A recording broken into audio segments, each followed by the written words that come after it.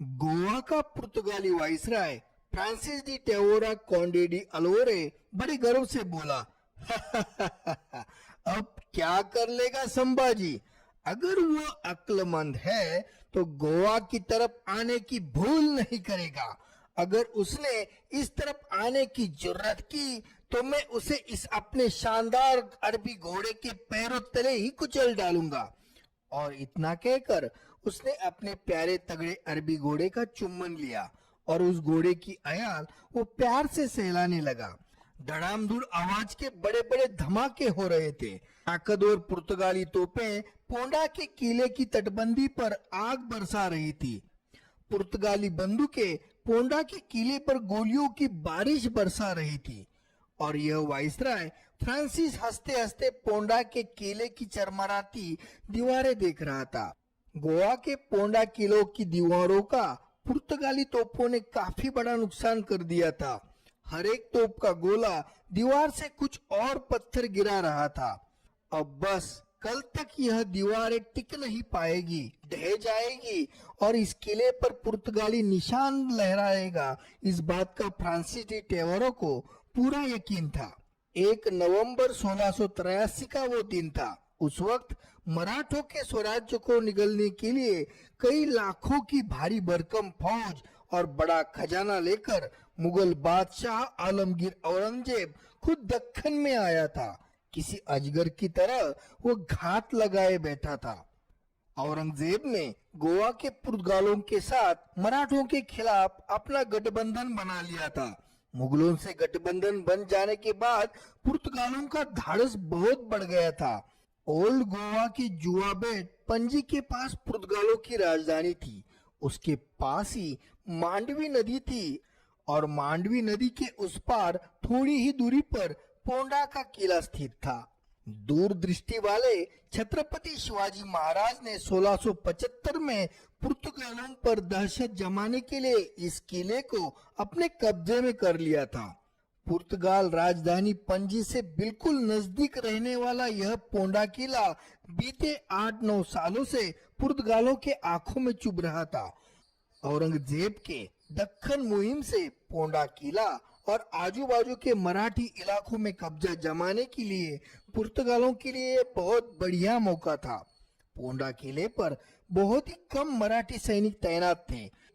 उनके पास खाने पीने का सामान भी काफी कम मात्रा में था। पोंडा किले की दीवारें भी ज्यादा मजबूत नहीं थी। ताकतवर पुर्तगाली तोपों के आगे वह कमजोर दीवारें ज्यादा देर तक नहीं टिक पा सकती थी। फिर Francis de टेओरा Conde de Alore viceroy ने जोरदार तैयारी की। उसने अपने साथ 5000 से भी ज्यादा बंदूकधारी सैनिक लिए। यूरोप से मंगवाई हुई नई नई तोपें ली।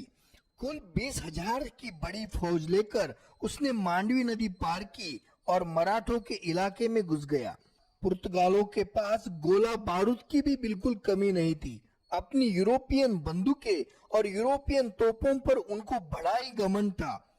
ट्रम्पेट, बैकपाइपर और ऐसे कई रणवाद्य बजाते हुए पुर्तगाल झंडे को लहराते हुए उसने बड़े शान से अपना सैन्य सामर्थ्य का प्रदर्शन करते हुए उस इलाके में परेड निकाली और फिर पोंडा के किले को चारों तरफ से घेरा डाल दिया। पोंडा के किले में सिर्फ 1000 या 2000 ही मराठी सैनिक थे, लेकिन इस किले की कमान संभालने के लिए संभाजी महाराज ने अपने 2 शेरदिल सरदार येसाजी कंक और उनके बेटे कृष्णाजी कंक को नियुक्त किया था। लेकिन दुर्भाग्य से पोंडा की दीवारें बेहद ही कमजोर थी। पुर्तगीज सैन्य की तादाद मराठों से कई गुना ज्यादा थी और पुर्तगाल सैन्य के पास तोपें और बंदूकें भी थी। और इसके अलावा भी पुर्तगालों की राजधानी पणजी बिल्कुल नजदीक होने की वजह से पुर्तगालों को अन्य सभी प्रकार की मदद तुरंत मिल सकती थी। यह सुविधा मराठों के पास नहीं थी। पोंडा के किले में 1000-2000 मराठी सैनिक मानो कैद से हो गए थे। पोंडा के किले को घेरा डाले हुए अब 3-4 दिन बीत गए थे। पोंडा की दीवारें किसी भी वक्त गिर सकती थी।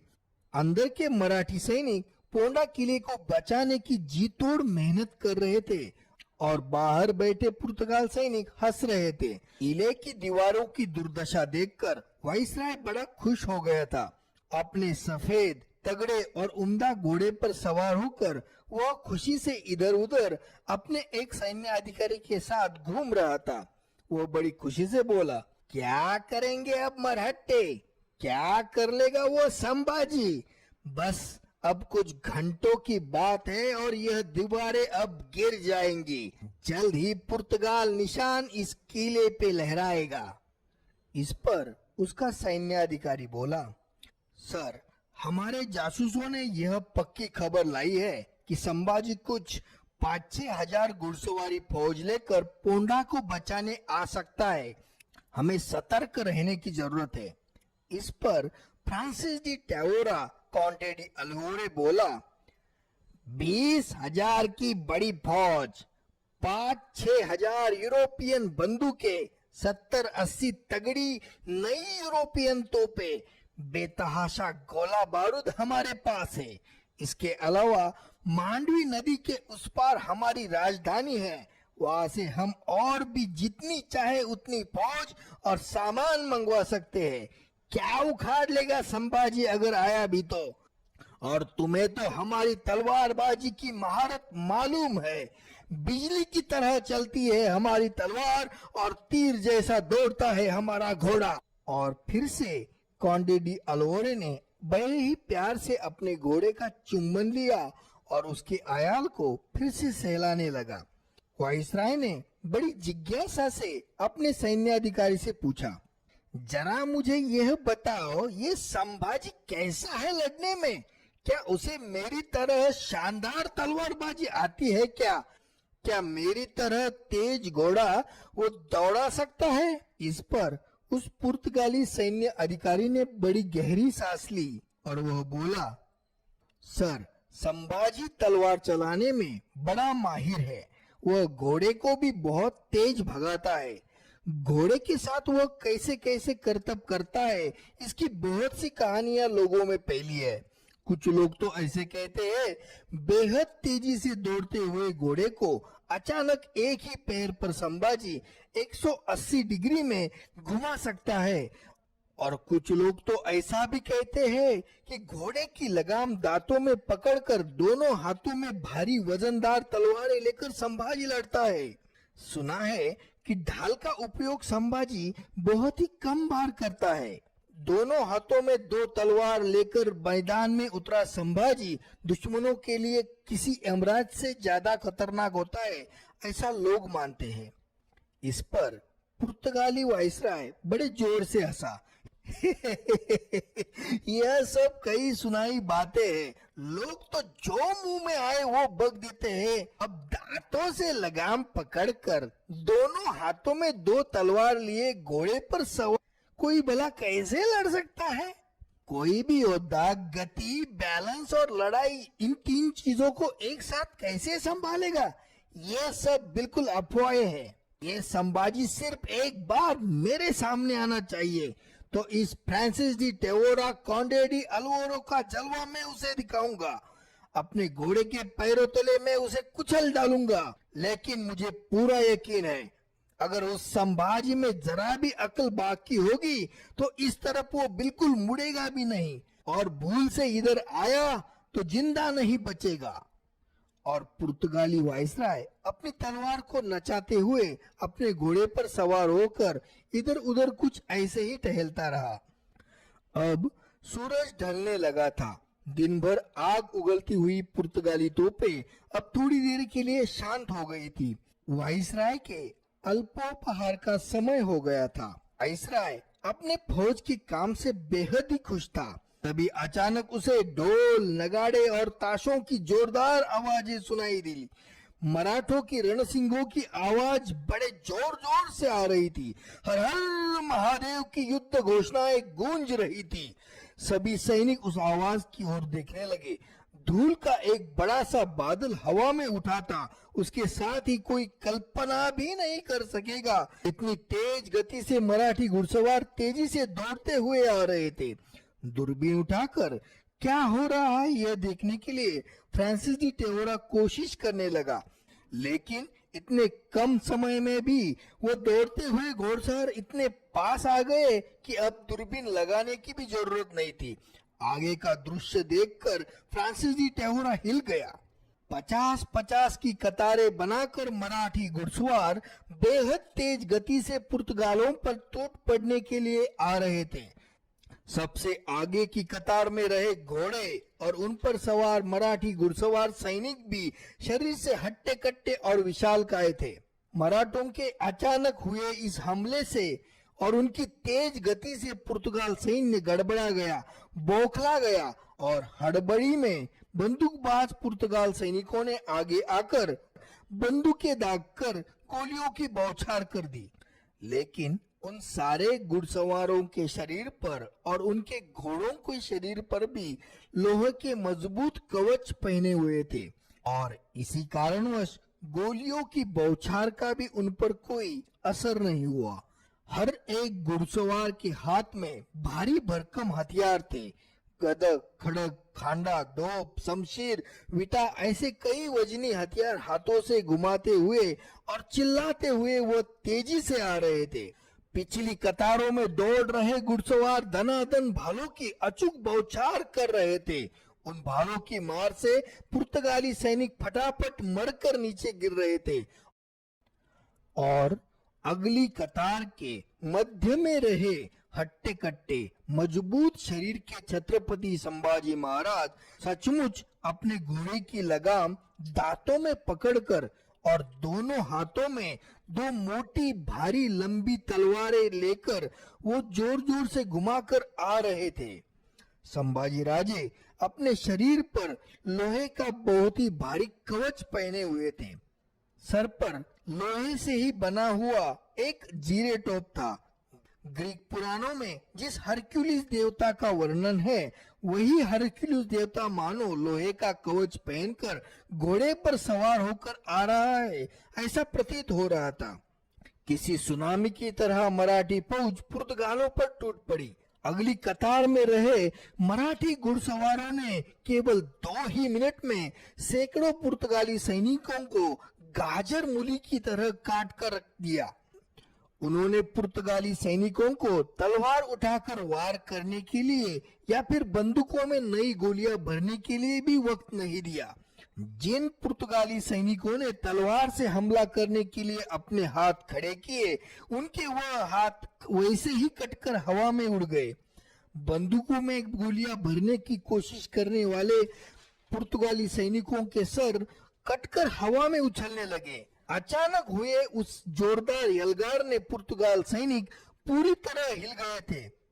इसमें से संभलकर वाइसराय फ्रांसिस डी टेहोरा ने अपनी तलवार को खड़ा किया और उस दिशा में अपना घोड़ा बढ़ाया और तभी खुद संभाजी राजा उसके सामने आ गए। संभाजी महाराज का वह भयानक रणआवेश देखकर फ्रांसिस डी टेहोरा का शरीर कांपने लग गया था।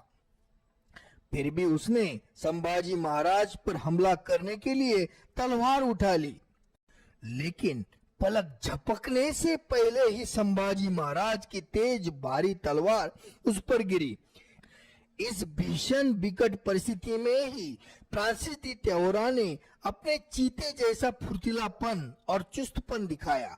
वह थोड़ा पीछे हटा और उसने संभाजी महाराज का वह ताकतवान आघात छकाया। संभाजी महाराज जैसे अकस्मात आए थे वैसे ही अचानक गायब से हो गए। केवल 1 इंच की दूरी से फ्रांसिस डी टेहोरा बिल्कुल मरते मरते बच गया था, लेकिन वह धड़ाम से नीचे गिर गया। खून से उसका पूरा शरीर लथपथ हो गया। क्या हुआ यह कुछ देर के लिए उसके ध्यान में ही नहीं आया। जब उसने थोड़ा होश संभाला तो उसे समझ में आया कि उसने छकाया हुआ संभाजी महाराज के भारी भरकम तलवार का वार उसके तगड़े अरबी घोड़े पर गिरा था। वह वार संभाजी महाराज ने इतने जोर से किया था कि उस अरबी घोड़े के 2 टुकड़े हो गए थे और इसी वजह से फ्रांसिस डी टेहोरा नीचे गिर गया था। अब वाइसराय डर के मारे बिल्कुल कांप रहा था, खून पसीने से भीग गया था। उसके अंगरक्षक तो उसको छोड़कर कब के भाग चुके थे। तभी अचानक पोंडा के किले के दरवाजे खुल गए और किले के अंदर के मराठी सैनिक हर हर महादेव की युद्ध घोषणाएं देते हुए पुर्तगाल सैनिकों पे टूट पड़े। येसाजी कंक और कृष्णाजी कंक के नेतृत्व में मराठे दूसरी तरफ से पुर्तगाली सैन्य की भयंकर कत्ल कर रहे थे। जान बचाने के लिए पुर्तगाल सैन्य जहां रास्ता मिले उस दिशा में दौड़ रहा था। Francis de टैओरा Conde de Alore अपने फौज का कत्ल होते हुए खुली आंखों से हताश भाव से देख रहा था, लेकिन फिर भी वह एक शूर सेनापति था। तो फिर उसने कुछ उपाय करने का सोचा और फिर उसने अपनी आंखें बंद कर ली और अपने पिछवाड़े को पैर लगाकर वह तेजी से पंजी की तरफ दौड़ने लगा। अपने वाइसराय को ही दौड़ते हुए देखकर सारे पुर्तगाल सैन्य को प्रेरणा मिल गई और सारा पुर्तगाली सैन्य दुगनी तेजी से मैदान छोड़कर भागने लगा। सभी पुर्तगाली सैनिक मांडवी नदी को पार कर अपनी पुरानी राजधानी जुआ टापू और पणजी की तरफ दौड़ रहे थे। मराठी सैनिक अब उनका पीछा कर रहे थे।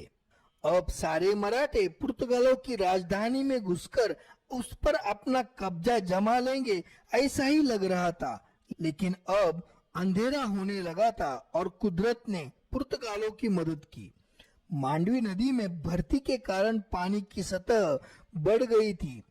पीछा करते हुए संभाजी महाराज को अंधेरे में मांडवी नदी की गहराई का अंदाजा नहीं आया और उन्होंने वैसे ही रण आवेश में मांडवी नदी में अपना घोड़ा फेंक दिया, अपना घोड़ा दौड़ाया।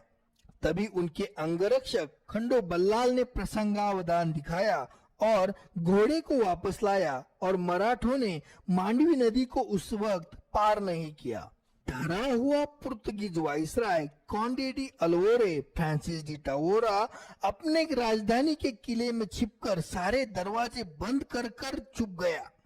वो भगवान की बार बार प्रार्थना कर रहा था। उसका शरीर अब भी डर के मारे कांप रहा था। उस रात वो बार बार संभाजी आया ऐसे नींद में उठकर चिल्ला रहा था। संभाजी राजा एक इंसान नहीं तो खतरनाक शैतान है, इस बात का उसे अब यकीन हो गया था। अब इन मराठों से हमें सिर्फ भगवान ही बचा सकता है, ऐसे उसने सोचा। और दूसरी दिन सुबह उसने पणजी के चर्च से सेंट फ्रांसिस जेवियर्स का शव बाहर निकाला। संभाजी राजा के संकट से बचने के लिए, पुर्तगाल गोवा को बचाने के लिए सारे गोवा में पूजाएं और प्रार्थनाएं शुरू हो गई। मराठों के डर से उन्होंने पणजी का राजधानी का स्थान बदल लिया और माड़गांव में नई राजधानी बना ली।